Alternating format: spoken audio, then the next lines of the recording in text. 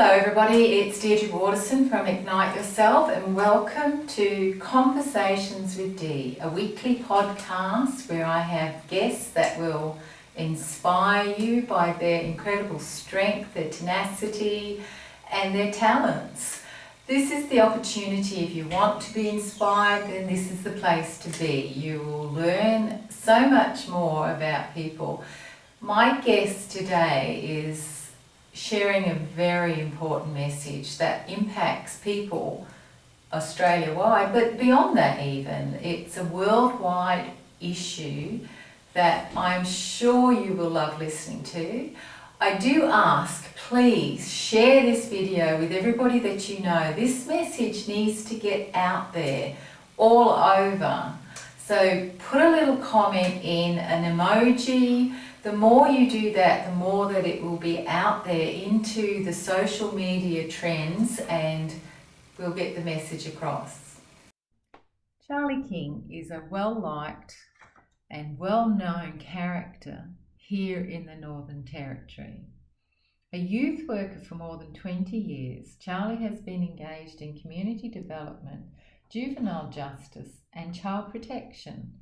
He was the chairman of the Northern Territory of Children and Families Advisory Council from 2006 to 2008, was a member of the Child Protection Review Team from 1990 to 1994, and managed the Youth Service Office from 1999 to 2003.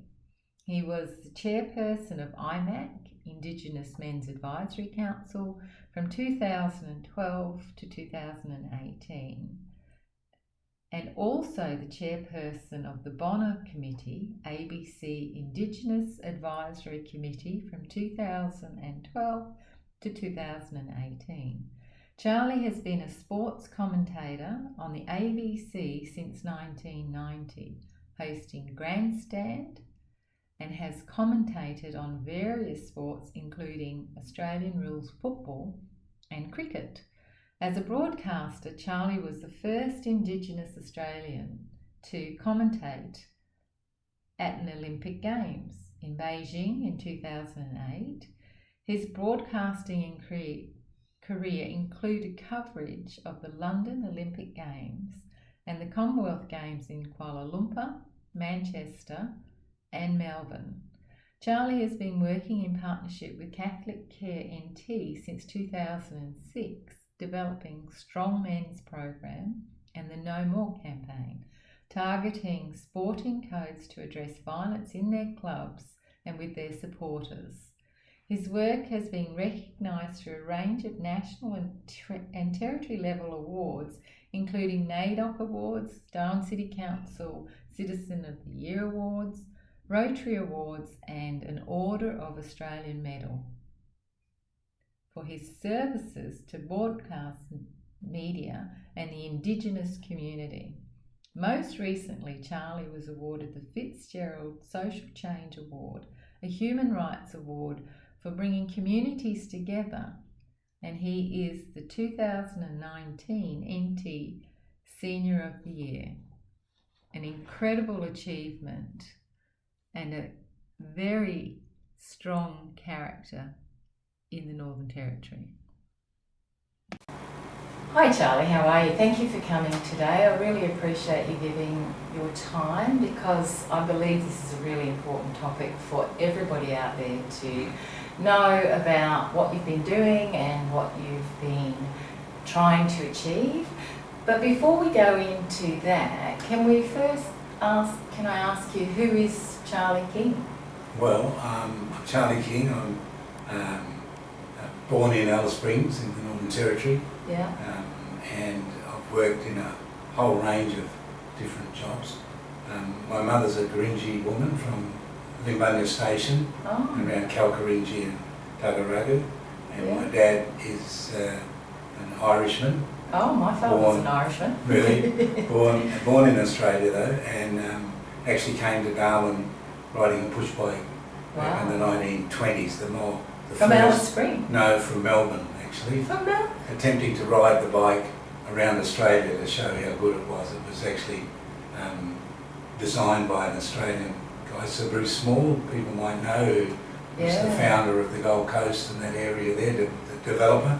And so he developed the bike, and Dad got the opportunity to ride it and got as far as Darwin, and the man that he was riding with actually fell off his bike south of Darwin, and the gun that he was carrying, which Dad didn't know about, went off and shot him in the leg, and so he got to Darwin and was put on a boat and sent back to Melbourne, and Dad got stuck here. And so you come from a fairly determined family then? Yeah. Your father, I'm sure your mother was the same. Yeah. When they had, it's a great love story.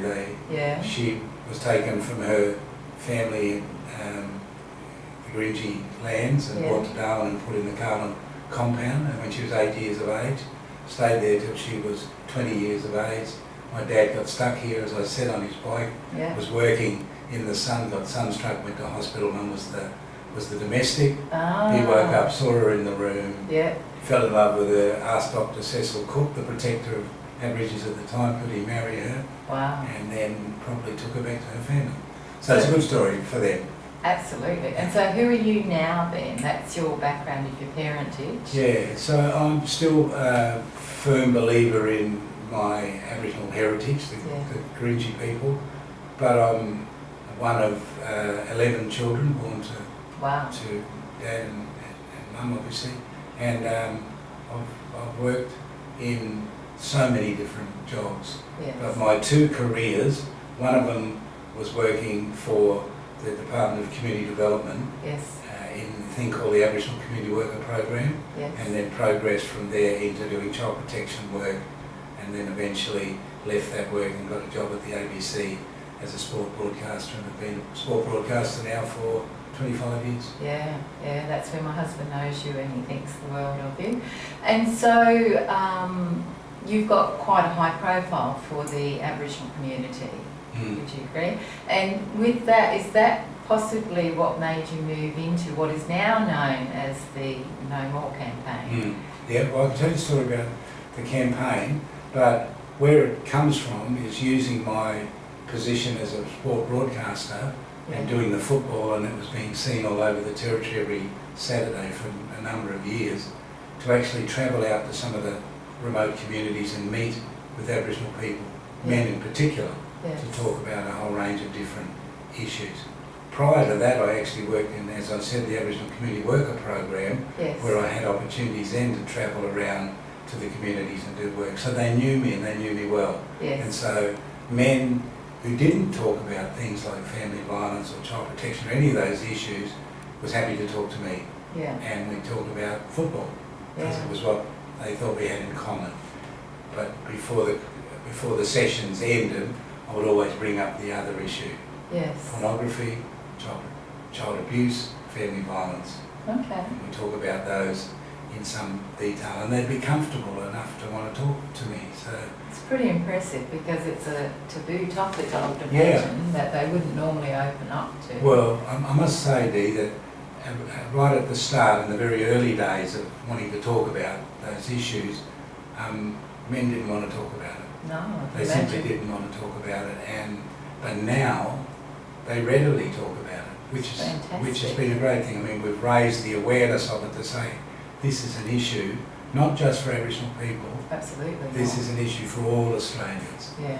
All Australians have to rise up. I mean, we've seen the horrible things happen to women and more recent times children as well, whole families wiped out by angry spouses, angry partners, and horrible acts of family violence. And the sad thing is, you take 2 steps forward and then 1.5 steps back, and it just, you think you're on the right track, you think you're making big difference, but you're not, and then it happens again. I mean, it's happened here recently, not far from where we're sitting today, like a week ago. A woman gets stabbed in the street by an enraged partner. It's a tough one, but awareness is important. And I wondered, do you measure, like I love the TV ads that we have currently, is there a measure of how that's impacting on the young people coming up? The changes that might be happening in thinking and the anger that might go with domestic violence? It's an interesting question it's really difficult to get a measure Yes. of whether it's making a difference or not. Okay. What we get back, the feedback we get, tells us that we're on the right track, so we're guided by that. We have a questionnaire, so we will do a session with, let's say we get 20 young people between 15 and 18, and we give them a questionnaire and we say, mark the questionnaire out, and it's multiple choice. Yeah. So they mark it out. I think there's 10 questions on there. Okay. And then on the other side of it, they don't know are the same questions. So we do a presentation to them for 40 minutes, up to an hour, we have question time, and then we turn it over and say to them, now fill it in. Wow. And they'll fill in all the bits where it says, not sure, need more info. They will be able to fill that in and say yes or no to it. And that's an indication to us that their attitude has been changed about family violence. Okay. So we've got to do that work, but we've got to continue to do work with the older people as well, the ones who can influence ongoing change. Yeah. So where did this begin? Because it's not just this year, is it? You've been doing this for several years, and why did you get involved? I know you said football and people trust you, but what is it within you that made you want to be part of that? Do you know, I was a child protection worker, as I said, and I did that for a few years, and it was difficult. It was difficult work. Yeah. I investigated some really bad cases of family violence, but the one of child abuse. But the one thing that I saw was that there was often family violence leading up to the abuse of the children. Yeah. And so I'd always thought to myself, why aren't men speaking out about this? Yeah. They're the perpetrators. Yeah. And so I tried, this is prior to 2006, I tried to get men to come and talk about it. Yeah. But they just wouldn't talk about it. And the more I tried, the more determined I came to get them to talk about it. Yes. So the discussions are happening, but you're not in the room. Yes. Men need to be in the room. Men need to be having their say. Yeah. And I found an amazing thing when I spoke to men about it. They would say that they had no family violence in their community. If I was on an Aboriginal community, have any family violence here? No, we have none. And I would know, having met with the police and the health clinic before I spoke to the men, they had high levels of family violence in there. So that for me was a green flag for me to continue pushing to get them to talk about it. Because what I was hearing was that we do it, but we're going to deny that we do. Yeah. And so if you can try and hide it, it means you know about it. And if you know about it, let's talk more about it and see if we can work out a way in which you can start to understand that this is unacceptable behaviour and it has to change. And so how did the name No More come about? Yes, 2006 I travelled to a little place called Yundamu in Central Australia, Walbury Lands, out on the Walbury Lands. Spoke to a group of men, probably 30 men, and I was telling them, at the end of a talk about football for 3/4 of an hour, we started talking about family violence. Yeah. And I wanted them to understand how big the problem was, because I was getting the feeling that whenever I raised that issue with them, they would think I'm saying, it's you we're blaming. Yeah. But I wanted them to see that it was a much bigger thing than just their community. And so I told them the stats, the true stats, and this is 2006. I said, you know, sometimes every year more than 50 women get killed by a partner, by their partner. In most cases it is men. Yeah. And 500,000 women become victims of family violence every year. 500. And that's exactly what they did. And I wrote it on the board, 500,000. 500,000. I said, if you work that out, that's one every minute of every day, of every week, of every month, of every year. So if I talk to you for another 10 minutes, 10 more victims. Wow. And they would reel back and look at me like, what? And I say, this is our country, this is Australia. Yeah. A lucky country, we call it. Lucky for some, not for the victims, you would think. And 2 old men got up. There was silence in the room. And I've learnt over the years working with Aboriginal people, silence is okay. Yes. It's just giving them a chance to mull over something, to think about what's been said. Yeah. Silence in the room. 2 old men got up and walked towards me. Harry Nelson and Ned Hargraves, who I learned later on who they were. Yeah. Strong leaders of Albury people. Yeah. They walked in up to my face and they said, shaking their finger like that as Aboriginal people do, no more, Yeah. no more, Yeah. no more. And I thought, wow, that is a strong statement. Yeah. We might be able to use that, you know. It's That Aboriginal powerful. people are saying no No more. more. And I knew what no more meant. If you asked for someone who had passed away, like what's happened to old Bill, Yeah. they'd say no more, finish. Yeah. You know, Yeah. so no more meant get rid of it, you know, it's gone, get rid of it. And so I thought strong, and so I travelled to another community, and so I told them, Yes. I went to Yullamoo, which is near Yundamoo, and I said, you know, those old Walpuri men, they said no more to Yeah. family violence. And from the floor, some old man whose name I never got Yeah. and never found out said, well, all men should link up. Yeah. And Wow. I thought, wow, there's something. So it's quite a long drive from Yullamoo back to Alice Springs. And on the drive, I was thinking to myself, how can we use that? Yeah. How can we use no more and how can we use all men should link up? And because I was talking about football and sport, and I was working in sport, I thought teams go out to play on the field. Mm. Why don't we get them to symbolically link their arms? Wow. Link their arms together, and the ground announcer says, ladies and gentlemen, join us in thanking the such and such football team who symbolically linked their arms today to show that they stand for no more family violence. It's incredibly And so we powerful. grew from there, yeah. That is really powerful. Yeah, and it comes from the hearts of those old Indigenous men who, you know, they would struggle to find some way of dealing with family violence. Themselves. All they could say is no more. Yeah. That's Let- incredible. Get rid of it. Oh, and it's the use of their own language. I mean, obviously not their traditional language, Yeah. but their words. The language they understood. Yeah, and could share, and to get them on a football field, linking arms and telling anybody and everybody that was Yeah. watching, it's pretty powerful. Yeah. I think if there were more of that around the whole of Australia, and not just with Indigenous communities, all sporting bodies for a start would be incredibly moving towards the change that we need to Yeah. reduce that 500,000. Sure.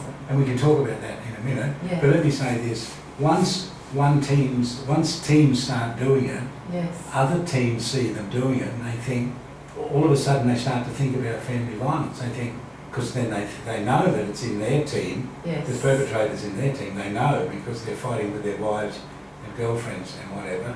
Yeah. So once one starts doing it, another one will do it, then another and another. Yeah. And they had a big carnival in Alice Springs in 2007, I think it was, and I think there were 24 teams playing. They all did the linking of arms. Wow. And then we asked them to do that so we could get a photograph, which we did. Yes. And we said, now make your statement for what you want to say about family violence. Yeah. And I remember a photo of the team from, I think it was from Papunya. And they wouldn't sit down like the football team normally does. Yes. They want to stand up. And I said, you want to sit down for fun? No, we stand up. Wow. I said, okay. So I took the photo and I showed it to them, and then they said to me, we stand up for family violence. I That's thought, wow. fantastic. So that's not me doing that. No, That's driven by the men themselves, you know. Yeah. Because it's not surprising to me, men want to do something about it. Yes. Because not all men are perpetrators. No. Not all of them, but some are, and they want to do something and they want to help their brothers, but they just don't know how to do it. Because back in the old days, where I come from, before all of this work, we were always told, if you see a man hitting his partner or wife, girlfriend, don't interfere because they'll both turn on you. So that was the common thinking at the time. Yeah, You don't do I've anything. been told that myself. Yeah. I saw a fight in Katherine, I used to live in Katherine, and a young male was attacking a female, and a group of people stood around. And it wasn't Aboriginal people, and everybody was just watching, and I tried to get in to stop her getting beaten, and that's what everybody said to me. This was like, oh goodness, I would probably only been about 20, so I won't say what year, you know my age, but they all said, stay away from it, otherwise you're the one who's going to get hit. You just leave them sort it out. Well, everybody just watched. And I just think, I'm horrified at the thought of it even today. Yeah.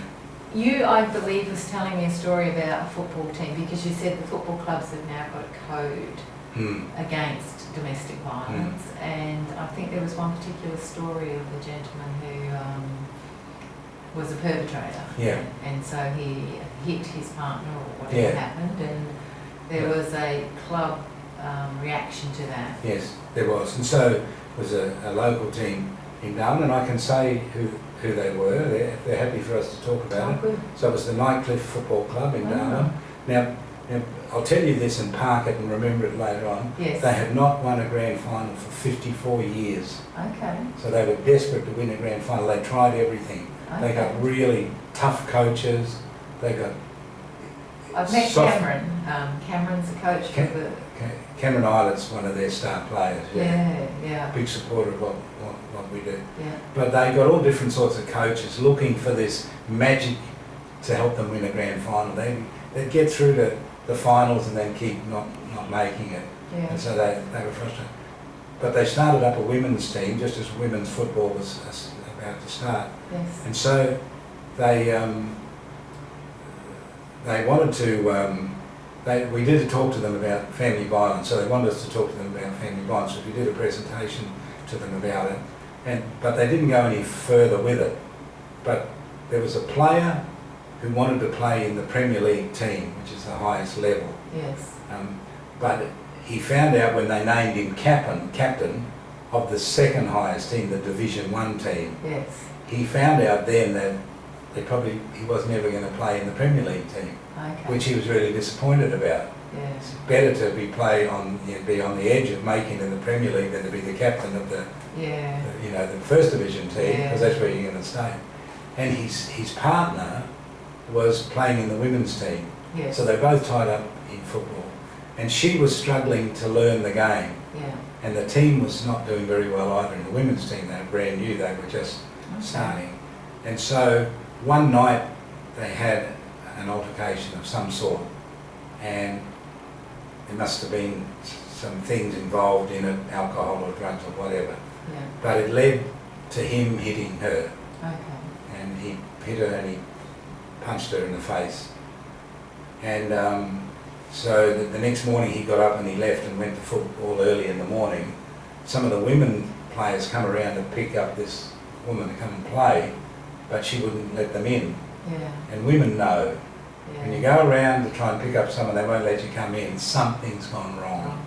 So they got in through the back door. They got in and saw her, and her face was her eye was all swollen, her mouth was cut, huge bruise on her face, and she said, he hit me, and broke down crying. And so they went back to the club and said to the club, one of our players wears our Guernseys, did this to one of our players who wears our Guernsey. What are we going to do about it? Which is really brave of them to do that. Well, they wanted something. Breaking new ground. They wanted something done about it. So they called us back out, so we talked to them, and we have this thing that we've been working on called a Domestic Violence Action Plan, which is a plan that sporting clubs would write outlining what they would do about family violence. Fantastic. Raise the awareness of it, make sure everyone's committed to it, and so on. So we said, let's trial it here. Let's work on this plan. So they worked on the plan, and in it, because this was a fresh incident, they wrote some strong things around what their action would be. Yeah. So if a player commits an act of family violence, he will be stood down by the club until such time as the matter is dealt with. Okay. So they write really strong things in there. Yeah. Anyway, so they did the action plan, had it ready, presented it to the club, and then stood him down and said, you can't play. Wow. And so until you do something about it. Meanwhile, the police have come around, they've got wind of it, they've come around and they've arrested him. Okay. Then he goes to court, he gets found guilty, and he gets sentenced to 3 months in jail. Wow. So he goes to 3 months in jail. And the girlfriend, meantime, has now left him. She doesn't ever want to see him again. He's got a son who doesn't know how to cope with all of this. And she leaves town. She doesn't want to be here anymore, so she's gone. He comes out of jail, and in their plan they wrote, they're adding this in. It's a living document. They add this in and say he's going to be, won't be allowed to play for the club. If he's found guilty, then he won't be allowed to play until he serves the sentence that is put on him, whether it's a custodial one or a non-custodial one. Yeah. He won't be allowed to play until such time as that's over. So, and then they write into it, and he'll be asked to address the club about what he did. Wow. And so that was a big moment because then he agreed to do it. Wow. Because he loved the club and he had to talk to them. And so they fill the change room with the Premier League side, Yes. the Division 1 side and the women's side. There was hardly any room. Club change room only normally can have 30 players. It's got like 60 players in there. It's tight bunch. Yeah. And he's standing in front of the whiteboard and I'm standing with him. Yeah. And so I coaxed him to talk, and he got up and he started talking and he started crying. Yeah. And he said, done a horrible thing, terrible thing. He said, I hit my partner. He said, in a moment of rage, he said it took 7 seconds for me to knock her out and hit the ground. Wow. 7 seconds. Changed my life forever. She'll never talk to me again. Mm. I was in prison for 3 months. Every day I would sit and I'd think about what I've done and think, what have I done? Why did I do such a thing? Totally remorseful for it. Tears streaming down his face. For someone to stand in front of all of those people, Yeah. they are definitely remorseful, and Yeah. that takes courage and guts. And do you know what brought tears to their eyes?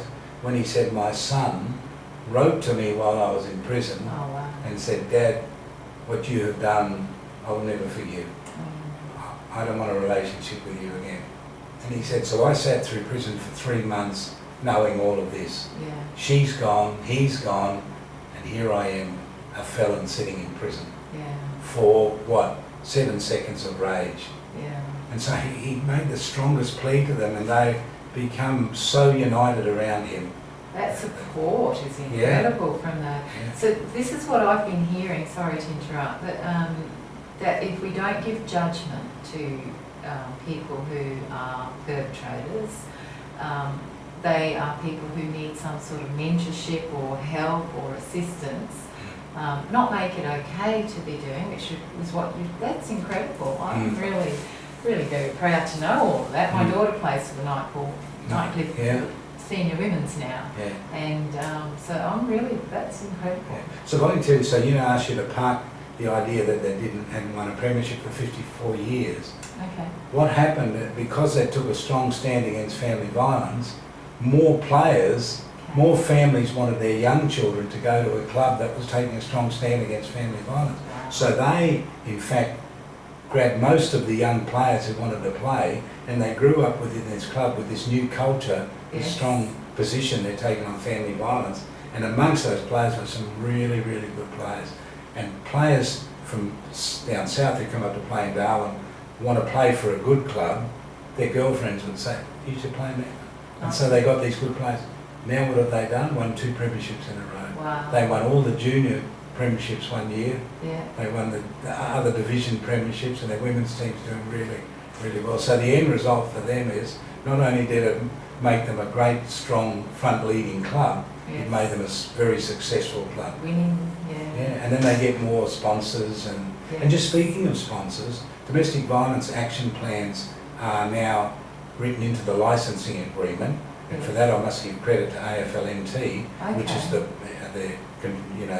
controlling body of Australian rules football in the Northern Territory. They've said no team can play Australian rules football and be registered with us unless they've got a current domestic violence action plan. Fantastic. It is in the licensing agreement. Fantastic. And then the thing that's just as good that happened, some of the sponsors have now said, we will not give you sponsorship unless we see your domestic violence action plan. Oh. That's the movement you want, and you're Yes. saying you'd like to see it happen all over Australia. So would I. Yes. I would love to see it happen all over Australia. It's not to say it won't, No. maybe it will one day, and what a difference it will make. And then I'm pretty sure those numbers are going to start coming down with all of these sort of... Yeah. When it's like what you did with the young man in the club, that being able to see someone survive that, you know, the guy came out of prison, he's lost a lot, and to stand in front of a room and to have that support as well, because he accepted responsibility for his actions, and then that is, to me, that's incredibly powerful. Yeah. I mean, I don't know if I would have stood in front of all those people and admitted my faults like that. It's a big deal. That's a huge deal, and I commend you and the clubs and everybody that's them involved. in particular. I mean, they they did a great job. You know, they took a strong stand, and they need to be recognised for it. So I apologise for naming the club, but I think they deserve to be recognised for what they have done to try and reduce family violence in our country. Yeah. And so I became aware of more of this at the No More Breakfast. I think you were saying it's been going for 4 years now. Yeah. Which is incredible. They seem to have a pretty good support mechanism there with that. What's next? What do we need to do next? Well, still try and see if we can get these domestic violence action plans to be written by all sporting clubs around Australia. Yes. You know, we know this, the 8 million Australians every year, or every weekend rather, are involved in sport in Australia. 8 million of us. Yes. That's the group we want to reach. Yes. Where it makes it difficult is some organisations have found money to give to clubs so that they'll do some plans. So once that happens, it's difficult then to get clubs to do it for nothing. Okay. When really, I mean, Nightcliff didn't get paid to do it. They did it because they see themselves as good corporate citizens. Yes. And I think that's what should happen. Yes. That clubs don't need to be paid to do it. Absolutely not. Because you're never going to have enough money to pay all of the clubs money to do that. It's what we should do as good Australians who care for our country and care for our women and children. And let me say this, you know, we know the stats tell us today that 1 in 4 women in Australia are going to be abused in their life. I know. 1 in 4. 1 in 7 men as well. So there's men who are being abused as well. Yeah. But the prisons are starting to burst at their seams, the women's prisons. Wow. And that's because women who have grown up with family violence happening, witnessed it as a child, seen it happen, saw what you had to do to retaliate now, and then they get charged and then they go to prison. Wow. So it's an awful cycle. And so, you know, we're not fixing everything. No. We're just doing our bit, you know, but there's a lot of other organisations who are doing good things. Yes. You know, so there's lots of good education programs now. There's lots of programs for men, specifically for men, some just for women, and some in the schools now starting to happen. Yes. So there's a rising, just slowly, it's been on a slow burner, but it's been rising. I think 2021 will be a year we're going to look back on. Because I think COVID has put us in touch with our own mortality a lot, like this reminder that we're only on this earth for a limited amount of time. What can I do while I'm here thing. Absolutely. I think people are starting to think about that sort of thing. Yeah. And so I think 2021 will be a big year for reducing family violence. I think raising awareness is fantastic, and what I took from that breakfast was the message, the problem's all of ours. It's not just the person who's being the perpetrator or the victim, but it's the whole community. And what I think I heard was we all need to step up. It's a bit like those women knocking on the door and the lady wasn't coming out. They didn't just walk away. They went in and got her and took her to the club, or the club became aware of the situation. So I think there needs to be more of that. What do you think? Yeah, no, I agree. I think it needs... we know that one act of family violence affects 35 people around wherever that's happened. And imagine that when there's 500,000 acts of family violence, how many people are actually exposed to it if 35 per one act. So once people see this, and I'm saying I'm hopeful that the coming year we'll see this rising of Yeah. people where they're just saying, no more, we're not going to put up with this. And I It doesn't love have to that. happen. No. It doesn't have to happen. It's No, it doesn't. preventable. There's no reason for it. Yes, You know, I the agree. gender violence is just a horrible thing, you know, like men attacking women like it's... Or vice versa, it shouldn't Yeah. happen. And it's Yeah. not just Aboriginal people. No, we should it's make the whole that point. population. Yeah. I mean, that lady who lost her children in the fire in the car has broken my heart, and it's got me on. I really want to have an impact somehow, Yeah. and hence doing this. So, if you had one message that you wanted to send out there to leave us with that you haven't already shared, or anything more that you wanted to add, Yeah.